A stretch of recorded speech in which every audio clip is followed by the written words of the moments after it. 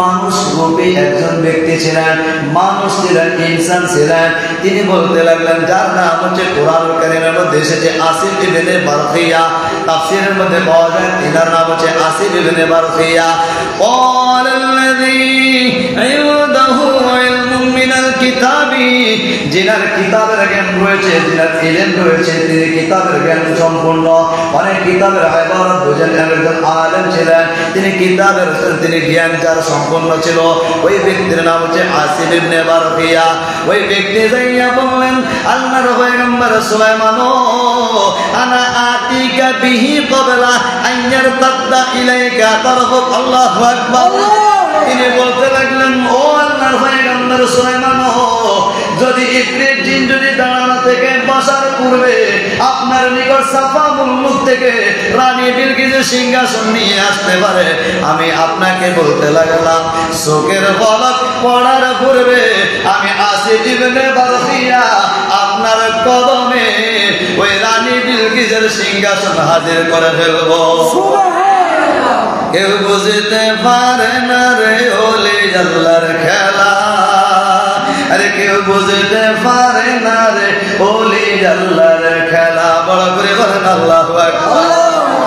আসিফ ইবনে বারখিয়া তিনি বললেন, পয়গম্বর সুলাইমান, ইফরিত জিন দৈত্য যদি আপনার নিকট দাঁড়ানো থেকে বসার পূর্বে যদি রানী বিলকিসের সিংহাসন ওই সাফা মুলক ইয়ামেন দেশ থেকে নিয়ে আসতে পারে, আমি আসিফ ইবনে বারখিয়া বললাম, ও আল্লাহর পয়গম্বর সুলাইমান, চোখের পলক পড়ার পূর্বে আমি রানী বিলকিসের সিংহাসন আপনার কদমে হাজির করে ফেলবো। পাওয়ার দিয়েছেন কে? আরো আসতে বলেন না, পাওয়ার দিয়েছেন কে? আল্লাহর ওলিদের পাওয়ার আছে না নাই? আরো আসতে বলেন আছে না নাই? দুনিয়ার মানুষ তখন আমার বাবাজি যায় না, ওই ব্যক্তি ওই আসিফ ইবনে বারখিয়া যখন এই কথাটা বললেন, সকল প্রজাতি সকল অবাক হয়ে গেলেন। যারা তার সামনে ছিলেন, পয়গম্বরের সামনে ছিলেন, উপস্থিত যত মানুষ এবং জিন ছিল, সবাই তো অবাক হয়ে গেল। কি বলতে লাগলো আসিফ ইবনে বারখিয়া চোখের পলক পড়ার পূর্বে রানী বিলকিসের সিংহাসনটা নিয়ে আসবে। তখন ওই রানী বিলকিসের সিংহাসনটা অনেক বড়, অনেক বড়, অনেক বড়। এই আলোচনাটা আমি আপনাদেরকে পূর্ব করেছিলাম, এই জন্য সংক্ষিপ্ত আকারে কথাটা বলে শেষ করে দিচ্ছি।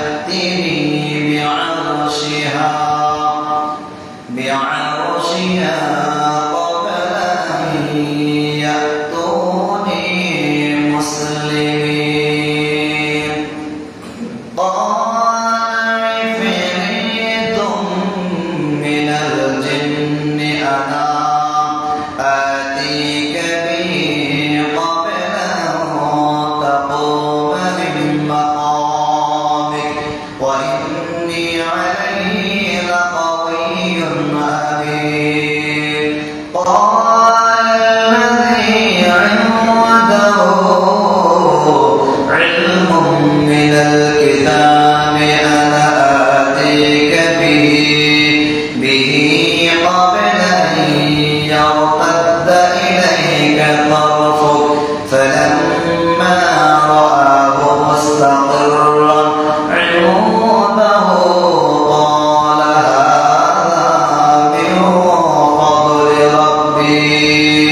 إلى آخر الآية.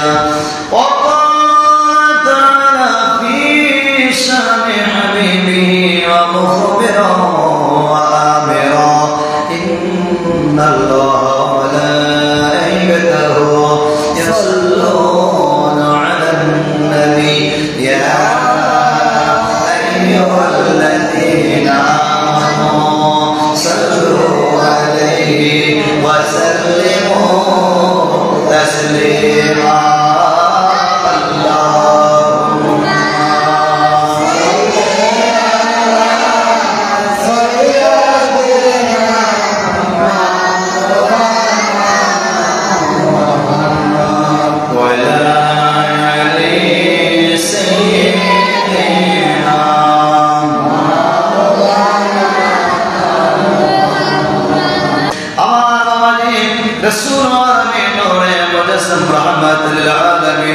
একটা হাদিস মুবারক তরজমা করে বলে আলোচনা শেষ করেছিলাম।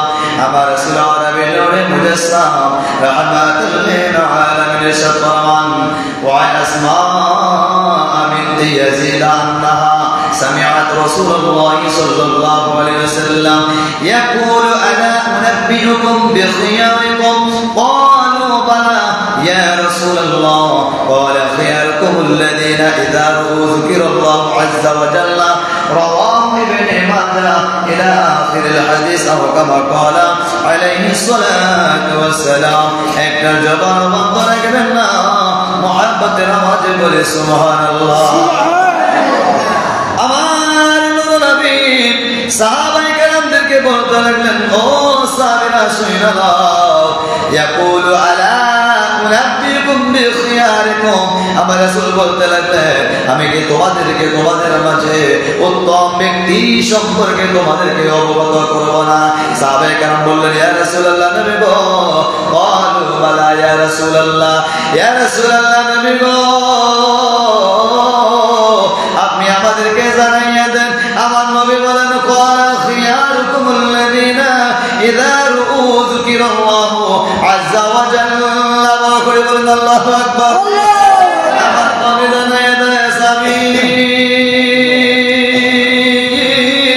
তোমাদের মধ্যে ওই ব্যক্তি তো যাদেরকে দেখলে আমার আল্লাহ তাবারাকা ওয়া তাআলার কথা স্মরণ হয়ে যায়।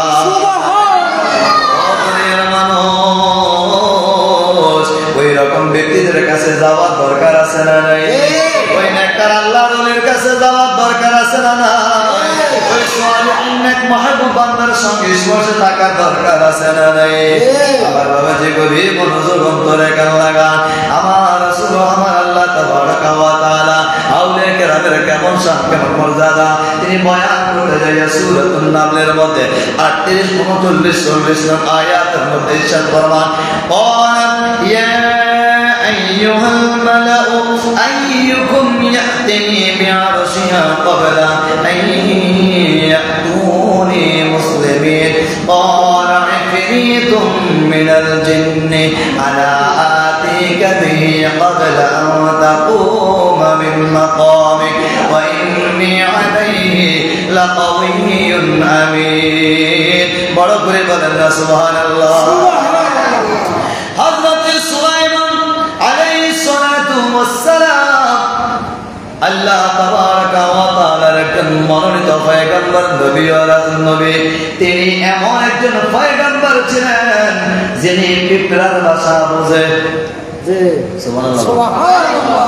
এমন একজন পয়গম্বর ছিলেন যিনি পিঁপড়ার ভাষা বোঝে। ও দুনিয়ার মানুষ জানো, সুলাইমান আলাইহিস সালাতু ওয়াস সালাম আল্লাহ তাবারাকা ওয়া তাআলা তিনাকে এমন একটা গুণ দিয়েছেন, এমন একটা মুজিজা দিয়েছেন, তিনি পিঁপড়ার ভাষা বোঝেন, পাখিদের ভাষা বোঝেন, পশুদের ভাষা বোঝেন। দুনিয়ার মানুষ আমার মুসলিম বাবাজি ওই সুলাইমান আলাইহিস সালাতু ওয়াস সালাম তিনি রানী বিলকিসকে দাওয়াত দিয়েছিলেন। রানী বিলকিস আসবেন সাফা মুলুক থেকে, ইয়ামেন দেশ থেকে হযরত সুলাইমান আলাইহিস সালাতু ওয়াস সালামের কাছে। হযরত সুলাইমান আলাইহিস সালাতু ওয়াস সালামের কাছে যখন আসবে, হযরত সুলাইমান আলাইহিস সালাতু ওয়াস সালাম বলেন, ওয়ালা ইয়া আইয়ুহাল মালাউ আইয়ুকুম ইয়াতিনি বিআরশিহা ক্বাবলা আন ইয়াকুনি মুসলিমিন। আমার বাবাজি সুলাইমান আলাইহিস সালাতু ওয়াস সালামের দরবারে যদি রানী বিলকিস আসে, রানী বিলকিস এমন একজন ব্যক্তি ছিলেন, তিনি এমন একটা সিংহাসনের মধ্যে বসতেন, এমন একটা জায়গার মধ্যে তিনি থাকতেন। ওই জায়গাটার মধ্যে যাইতে হলে 7টি দরজা ভেদ করিয়া ওই সিংহাসনের সামনে যাইতে হইতো। বড় করে বলেন না আল্লাহু আকবার।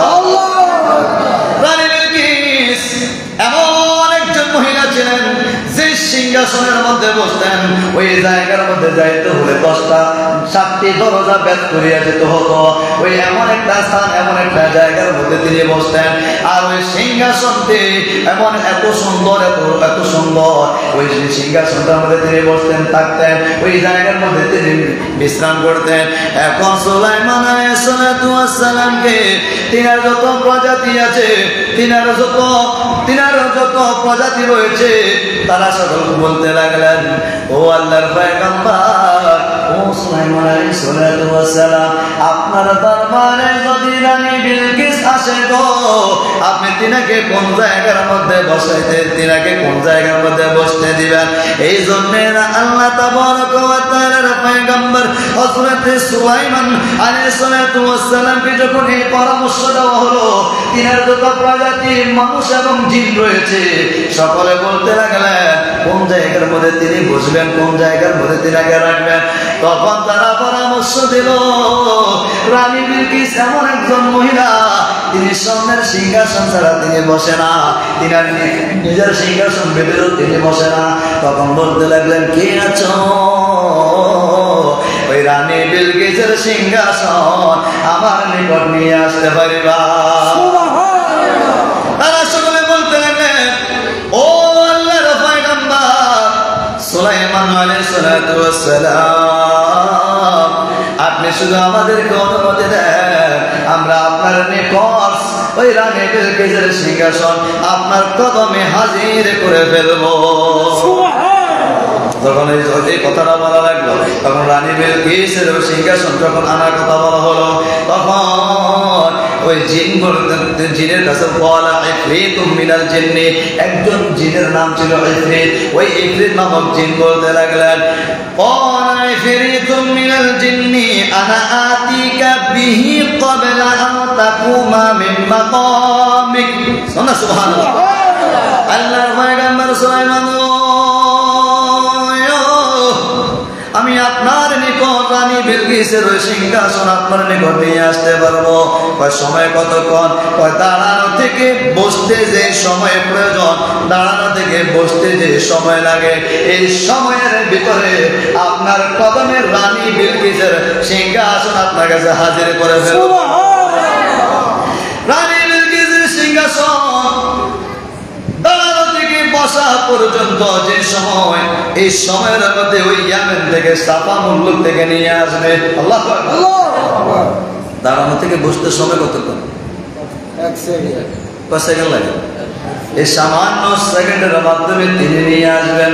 সুলাইমান আলাইহিস সালাতু ওয়াস সালাম বলে, না না, ওয়া ইন্নী আলাইহি লাকাওয়িয়্যুন আমিন, ওয়া ইন্নী আলাইহি লাকাওয়িয়্যুন আমিন। তিনি বলতে লাগলেন যে, ও আল্লাহর পয়গম্বর, আপনি নিশ্চয় আপনার নিকট নিয়ে আসবো, আমি সেটা তার ক্ষমতা সম্পন্ন বিশ্বস্ত ব্যক্তি। তিনি বলতে লাগলেন, না না, নিঃসন্দেহে আর কি আছো তোমরা নিয়ে আসতে পারবা? একজন মানুষ রূপী একজন ব্যক্তি ছিলেন, মানুষ ছিলেন, ইনসান ছিলেন। তিনি বলতে লাগলেন, যার নাম হচ্ছে কোরআনুল কারীমের মধ্যে এসেছে আসিফ ইবনে বারখিয়া, তাফসীরের মধ্যে পাওয়া যায়, তিনার নাম হচ্ছে আসিফ ইবনে বারখিয়া।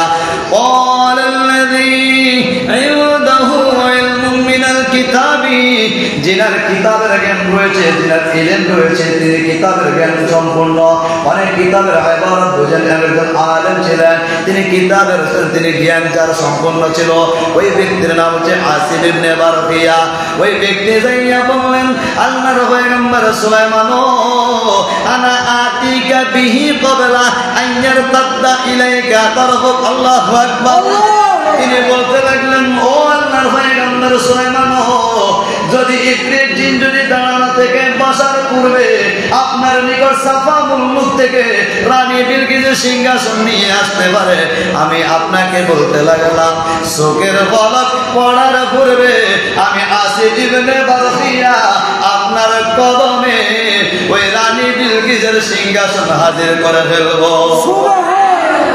কেউ বুঝতে পারে না রে ওলি আল্লাহর খেলা, আরে কেউ বুঝতে পারে না রে ওলি আল্লাহর খেলা। বড় করে বলেন আল্লাহু আকবার।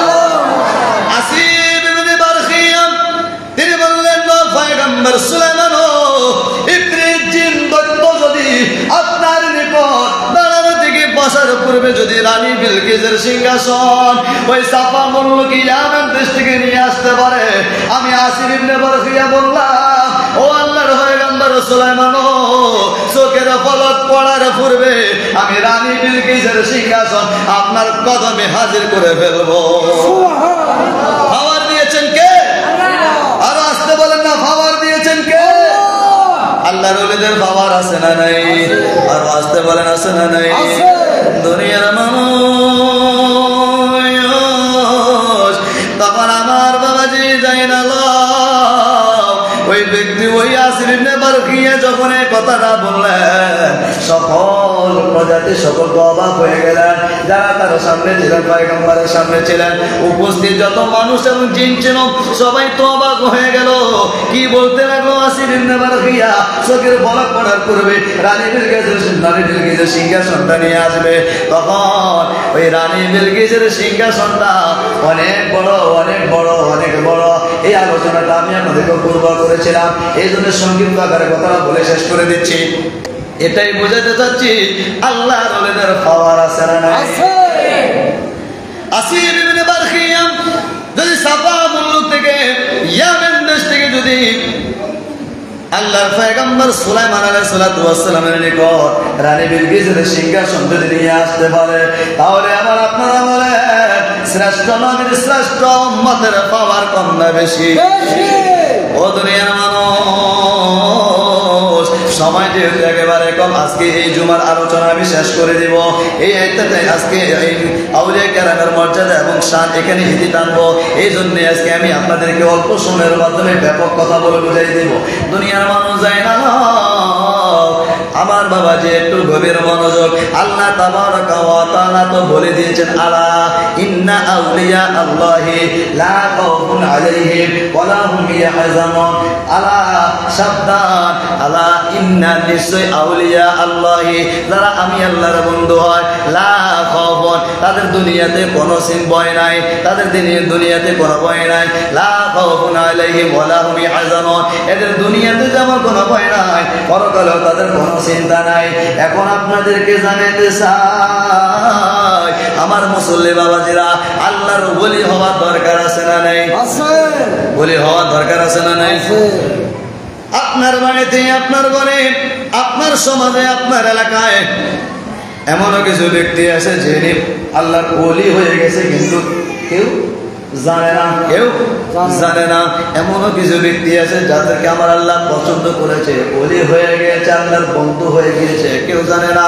গত জুমাবারও আপনাদেরকে একটা কথা বুঝাইছিলাম, শহর কুতুব, বাজার কুতুব, পল্লী কুতুব, গ্রাম কুতুব। গ্রামের মধ্যে কুতুব আছে, শহরের মধ্যে কুতুব আছে, বাজারের মধ্যে কুতুব আছে। নেক মাহবুব বান্দা বা বান্দি রয়েছে, যাদের কারণে আমার আল্লাহ আযাব দেয় না, যাদের কারণে আমার আল্লাহ এখনো দুনিয়াটাকে ধ্বংস করে না। দুনিয়ার মানুষ ওই দিকে যাইতে চাইতেছি না, আমি আপনাদেরকে বুঝাইতে চাইতেছি। আল্লাহ ওলিদের আলোচনা করতে লাগবে অনেক সময় লাগবে, অনেক জমা লাগবে, কিন্তু আজকে এখানেই আমি এটি টানবো।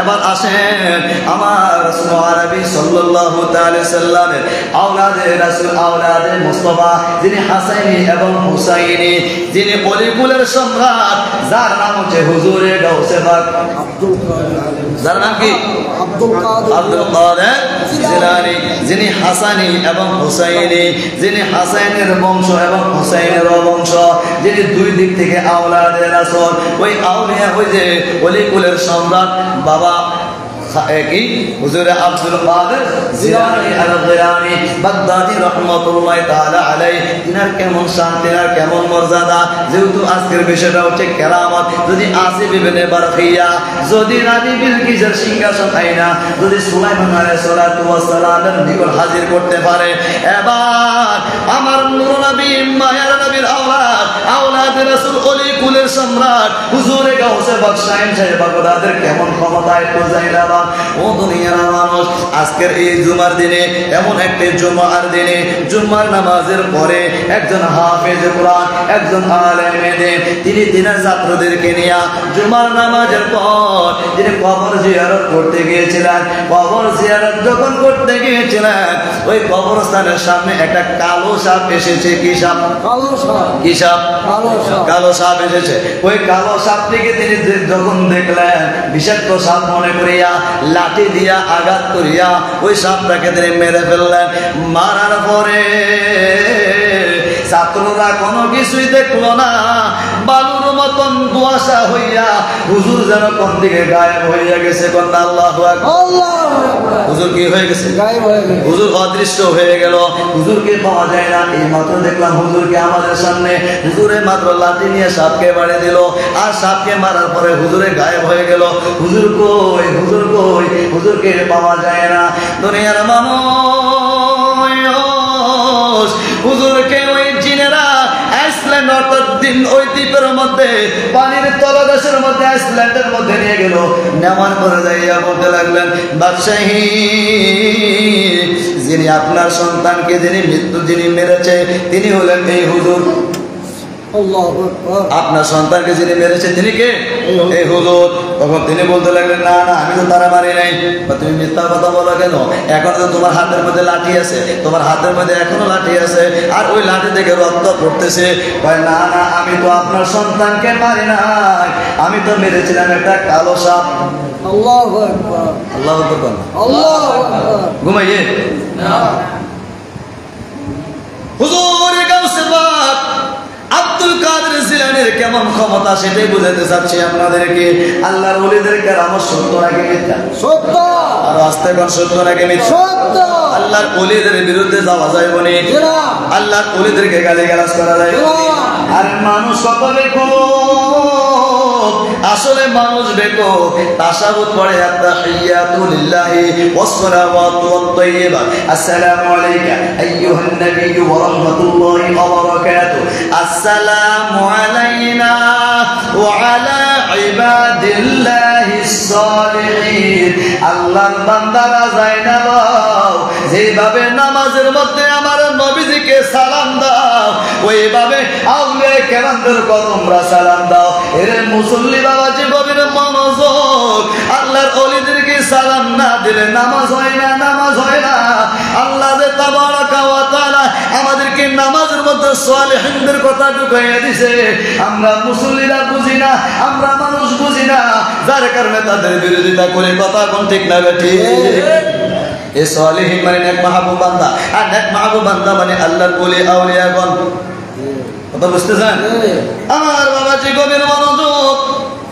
হুজুর বললেন না আমি তো তাকে মারি নাই তুমি মেরেছো তোমার হাতের মধ্যে লাঠি আছে লাঠি থেকে এখনো রক্ত পড়তেছে সবাই সাক্ষী দিতেছে তুমি মেরেছো কয় না আমি মেরেছিলাম সাপ রে হুজুর তুই যে রে সাপ মনে করি আমার সৎ সে হইল আমার পুত্র বা যদি আমি জানতাম আপনার পুত্র তাহলে তো আমি তারে মারতাম না আমি তো তারে না বুঝিয়ে মেরেছি আমি বিষাক্ত সাপ মনে করে মেরেছি যখন বাদশাহ অর্ডার দিল তরবারি নাও হুজুরকে এখনই কতল করা হবে হুজুরকে কি করা হবে কতল করা মানে হুজুরকে হত্যা করা হবে তখন হুজুরে ডাক দিয়ে কই ইয়া গাউসে ফাকাল মাদাদ সুবহানাল্লাহ রাস্তে কোন সুবহানাল্লাহ হুজুরে ডাক দিয়ে কই ইয়া গাউসে ফাকাল মাদাদ হে গাউসে পাক আব্দুল কাদের জিলানী, আপনি আমাকে সহযোগিতা করুন, সাহায্য করুন।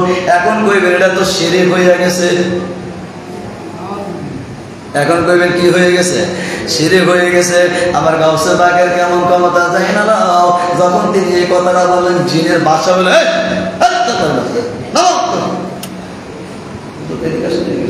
আপনি কার নাম বলেছেন? আমি গাউসে পাকের নাম বলেছি, তিনি অলিকুলের সম্রাট হুজুরে বাবা, বড় পীর সাহেব হুজুরের নাম বলেছে। তখন সবাই বলেন তরবারি ফালাইয়া দাও। আর বাদশাহ জমিনের মধ্যে নামিয়ে হুজুর, যার নাম আপনি জবানে লইছেন, তিনি যদি আমার দিকে একবার চোখ রাঙ্গায়, আমি জিন্দার বাচ্চা হওয়ার পরে আমি ধ্বংস হয়ে যাব। কি হয়ে যাব? যখন হুজুরে কথাটা বললেন, বাদশাহ যখন এই কথাটা শুনলেন, তখন সকলকে অর্ডার দিলেন তরবারি ফেলে দাও আর হুজুরকে ছেড়ে দাও। হুজুরকে সসম্মানে হুজুরের নিকটতম জায়গায় হুজুরকে পৌঁছাইয়া দাও। ওলিদের ওলি জিনি ওলিদের ওলি জিনি গাউসুল আজম জিলানী, বাগদাদ জত মা কুতুবে রাব্বানী, বাগদাদ জত মা কুতুবে রাব্বানী। আরে বংশ তোমার হাসান হুসাইনি,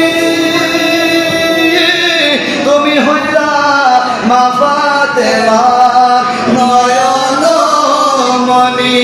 বলেন আরে বংশ তোমার হাসান হুসাইনি, তুমি হইলা মা ফাতেমার নয়ন মনি। একবার দিদার দেখাও তুমি, একবার দিদার দেখাও তুমি, ও গো গাউসে সামেদানি, বাগদাদে জত মা কুতুবে রাব্বানী, বাগদাদে জত মা কুতুবে রাব্বানী। আল্লাহু আকবার। আর হুজুর গাউসে পাকের কথা বললাম, তিনি সাহায্য করার ক্ষমতা আছে না নাই? আর আল্লাহর ওলিদের কেরামত কেমন যদি আমি গাউসে পাকের কথা বলতে যাই, যেহেতু রবিউল সানির আজকে শেষ জুমআ, আমি আপনাদেরকে জানাতে চাই হুজুর গাউসে পাক শাহিন সাহেব বাগদাদ ওলিকুলের শিরোমণি গাউসুস সামদানি গাউসুস সাকলাইন হুজুর আব্দুল কাদের জিলানী বাগদাদি রাহিমাহুল্লাহ, তিনি বলেন আমার একজন মুরিদ তাওবা ব্যতীত মৃত্যুবরণ করবে না। বড় করি বলেন আল্লাহু আকবার। হুজুর গাউসে পাকের মুরিদ একজন তাওবা ব্যতীত মৃত্যুবরণ করবে না। হুজুর গাউসে পাকের একজন মুরিদ ছিলেন, হুজুর গাউসে পাকের একজন মুরিদ ছিলেন, তিনি আওলাদে রাসূলকে মহব্বত করতেন, আওলাদে রাসূলদেরকে ভালোবাসতেন, আওলাদে রাসূলদের খেদমত করতেন। একদিন এমন একটা সময় ওই আজরাইল মালাকুল মউত আসিয়া তিনার রূহ কবজ করিয়া নিয়ে গেছে। সুবহানাল্লাহ। আর আস্তে কোনা সুবহানাল্লাহ। সুবহানাল্লাহ। আর কিতাব আমার রুমে আছে, টেনশন করেননি কোনো। আমরা মুখস্থ বাণী করি না, পড়াশোনা তো একটু করছি, বাবাজি একটু মনোযোগ মাত্র কাম লাগা। গাউসে পাকের মুরিদ আওলাদে রাসূলকে মহব্বত করতেন, আওলাদে রাসূলদেরকে ভালোবাসতেন। আওলাদে রাসূলকে বোঝেন? জি। আওলাদে রাসূল বোঝেন? মানে নবীজির কি বংশধর, নবীজির কি বংশধর। আপনাদের এরকম বংশধারা আছে না? জি। আমাদের বংশধারা আছে না? জি।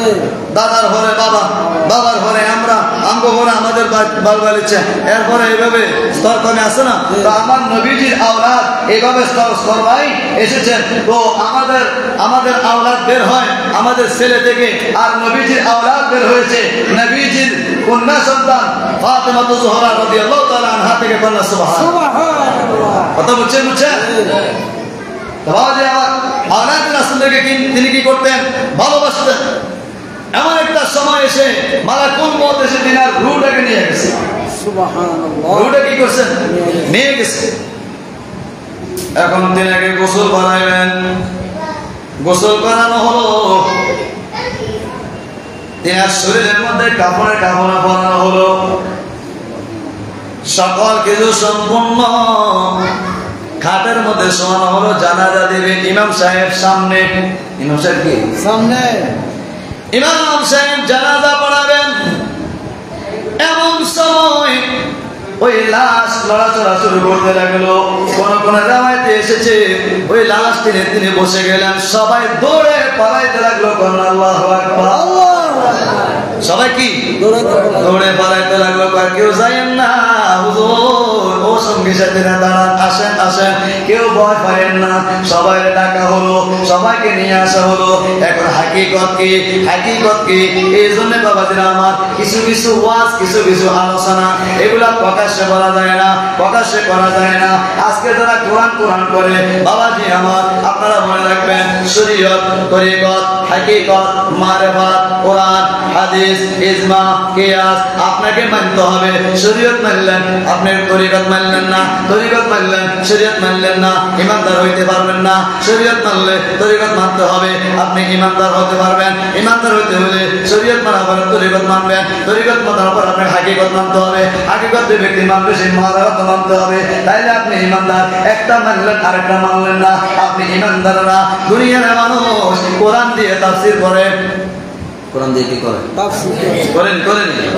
তো কোরআনের তাফসীরের মধ্যে এমন তাফসীর করছে, জৈনব মৌলভী বলতেছে তাফসীরের মধ্যে আল্লাহকে সর্বশক্তিমান বলা যাবে না, এটা বলা শিরক। নাউযুবিল্লাহ। আর আস্তে কোন নাউযুবিল্লাহ। আল্লাহ সর্বশক্তিমান বলা শিরক। নাউযুবিল্লাহ। যে তাফসীর করতেছে তাফসীরের মধ্যে বলে নবী শব্দের অর্থ হচ্ছে সাংবাদিক। নাউযুবিল্লাহ। আমরা সাংবাদিকতা করতেছি, আমার নবীর সাংবাদিকতা করছি। নাউযুবিল্লাহ নাউযুবিল্লাহ। এই হলো তাফসীর। নবী শব্দের অর্থ কি সাংবাদিক? নবী অর্থ কি গায়েবের খবর দেনওয়ালা, অদৃশ্যের সংবাদ দেনওয়ালা। কখনো কখনো তাফসীর করতে যাইয়ে বলে আমার নবীজিকে কাউবয়, আমার নবীজিকে বলে তারা রাখা। আর আসতে পারে নাউযুবিল্লাহ। তো তারা তাফসীর করে, আর এমন তাফসীর করে যে তাফসীর করার কারণে বক্তা নিজে গুমরাহ, যারা শ্রোতা ঠিক কইছে তারাও গুমরাহ। আবার বলে আমি তাহাজ্জুদ পড়ি আল্লাহর কাছে ক্ষমা চাইছি। তাহাজ্জুদ পড়ি কি করছি? আল্লাহর কাছে ক্ষমা চাইছি। তো তুমি যেহেতু ক্ষমা চাইছ, তাহলে তোমার শ্রোতা যারা ঠিক কইছে তাদেরকে ক্ষমা চাইবে। বুঝুন নাই কথা? কুফরি কথা বলা যাবে না। আবার আপনারা বলেন কোন তাফসীরের মধ্যে আছে মন্দিরের মধ্যে যাইয়া রোজা আর পূজা এক সমান? নাউযুবিল্লাহ। কোন পয়গম্বর, কোন নবী রাসূল, আপনারা যারা ন্যূনতম যাদের জ্ঞান আছে, ন্যূনতম যাদের আকল আছে, কোন নবী ও রাসূল দুনিয়ার জমিনে এসে পূজা করছে? পূজার পক্ষে ছিল না বিপক্ষে? মন্দিরের পক্ষে না বিপক্ষে? তারা কি মন্দির বানছে নাকি মন্দিরের পক্ষে ছিল? মন্দির মন্দির তারা কি মন্দিরের জন্য তারা কি যাইয়া তাদেরকে স্বাগতম জানাইছে নাকি এক খোদাইকে দাওয়াত দিয়েছে? কার দাওয়াত দিছে? এক আল্লাহর দাওয়াত দিছে। তাহলে কাদের তাফসীর শুনতেছেন? যারা বলে আল্লাহর ওলি বলতে কোনো কিছু নাই, বড় করে বলেন নাউযুবিল্লাহ। তাহলে তাদের ঈমান আছে না গেছে?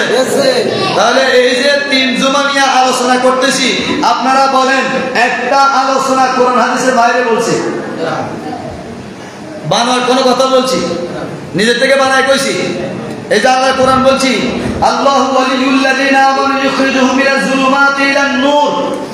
তারাই তৈরি হয় যাদেরকে আমার আল্লাহ ঈমানের নূর দান করে, যাদেরকে শিরকের কাছ থেকে হেফাজত করে, মুশরিকের কাছ থেকে হেফাজত করে।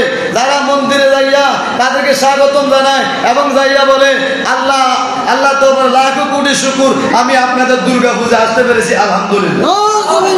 ঈমান আছে না গেছে? এটা কি মুশরিক? এরা কি?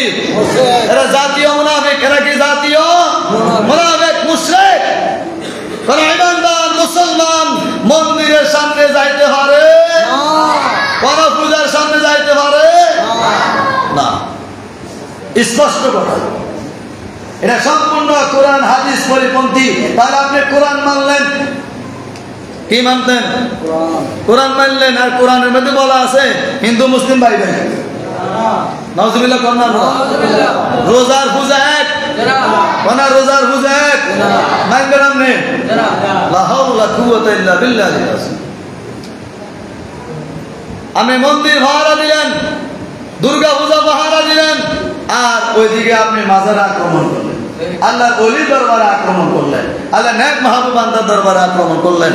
এটা কি মুসলমানের কোন পর্যায়ে পড়ে? তাহলে আপনি কোন ধরনের ইমানদার? আল্লাহ বলেছে ইয়া আইয়ুহাল্লাযীনা আমানু দুখুলু ফিস সিলমি কাফা। ইয়া আইয়ুহাল্লাযীনা আমানু, হে ঈমানদারেরা, উদখুলু, প্রবেশ করো, ফিস সিলমি, ইসলামের ভিতরে, কাফা, বড় করে কাফা মানে পরিপূর্ণ, তোমরা ইসলামের ভিতরে পরিপূর্ণভাবে প্রবেশ করো। কন্যা সুবহানাল্লাহ, সুবহানাল্লাহ। যারা ইসলামের ভিতরে যদি পরিপূর্ণভাবে প্রবেশ করতে পারতো, তাহলে তারা কখনো মন্দির পাহারা দিয়া মাজারে আক্রমণ করতে পারতো না। বোঝা গেল দারুণের কুচকালা হে, ঠিক না বাবাজি? আমাদেরকে সাবধান হওয়া দরকার আছে না নাই? তো আল্লাহর ওলিদের খাবার আসেনি? আল্লাহর ওলিদের খাবার আসেনি? ওই হুজুর বলতে লাগেন দাঁড়ান, সবাই আসে, কেউ ভয় পায় না। আমি মৃত ছিলাম, আল্লাহ আজরাইল এসে আমার রুটা নিয়ে গেছে। আজরাইল এসে আমার কি করছে? রু নিয়ে গেছে। হুজুরে গাউসে পাক আইসা বলতে লাগলো, ও আমার মুরিদ তাওবা ব্যতীত মৃত্যুবরণ করতে পারে না, ও তাওবা কর।